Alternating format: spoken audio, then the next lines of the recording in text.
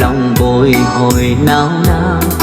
Con đường xưa còn đó mà người xưa có còn không?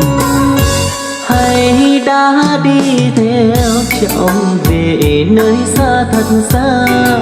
Anh muốn thăm một lần cho lòng vơi bớt bâng khuâng. Gần trọn 10 năm qua anh vẫn còn day dứt vì trời suối khiến anh bỏ